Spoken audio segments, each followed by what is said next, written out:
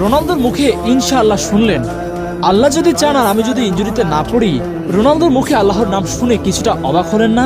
অবাক হবেন না। রোনালদোকে ইনশাআল্লাহ বলার জন্য কেউ কোনো টাকা পয়সা দেয়নি, বরং তিনি নিজেই এখন কথাবার্তা ইনশাআল্লাহ বলেন। ওই যে একটা প্রবাদ আছে না, সঙ্গদোষে লোহা ভাসে, তেমনটাই ঘটলো। সৎসঙ্গে রোনালদোর মুখেও জায়গা করে নিল আল্লাহর নাম। মনে জায়গা করে কি নিবে কোনোদিন? এই প্রশ্নের জবাব পাওয়া যাবে সময়ের সাথে সাথে। তবে রোনালদো কেন এই কথা বললেন, আসুন একটু দেখি। কথায় বলে লোহার সান্নিধ্যে লোহা যেমন শক্ত হয়, সুগন্ধির পাশে থাকলে তেমনি মানুষও সুবাস ছড়ায়।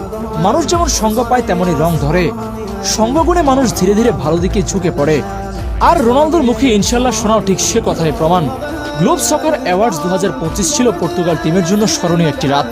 এদিন বেস্ট ন্যাশনাল টিম নির্বাচিত হয়েছে পর্তুগাল, মধ্যপ্রাচ্যের সেরা খেলোয়াড় নির্বাচিত হয়েছেন ক্রিস্টিয়ানো রোনালদো এবং সেরা মিডফিল্ডার নির্বাচিত হয়েছেন ভিতিনহা। নিজের পুরস্কার নেওয়ার সময় রোনালদো বলেন, আমি 1000 গোলের মাইলফলক ছুঁতে চাই, ইনশাআল্লাহ কোনো ইনজুরি না হলে আমি ওইটা অর্জন করবই।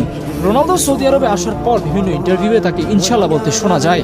এছাড়া হরহামেশা সোশ্যাল মিডিয়াতে রোনালদোর সৌদি জীবনের কিছু ভিডিওতে দেখা যায় সে সবাইকে সালাম দিচ্ছে, এমনকি আজানের সময় ট্রেনিং করতে সতীর্থদের বিরত রাখছেন।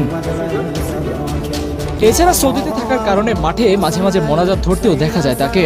সৌদিতে আসার পর ইসলাম ধর্মের কিছু মূল বিষয়কে নিজের মাঝে যুক্ত করেছেন রোনালদো।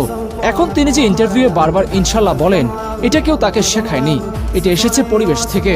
কারণ ভালো মানুষের সঙ্গ সুন্দর সংস্কৃতির কাছাকাছি থাকলে ভাষাও বদলায়, ভাবনাও বদলায়।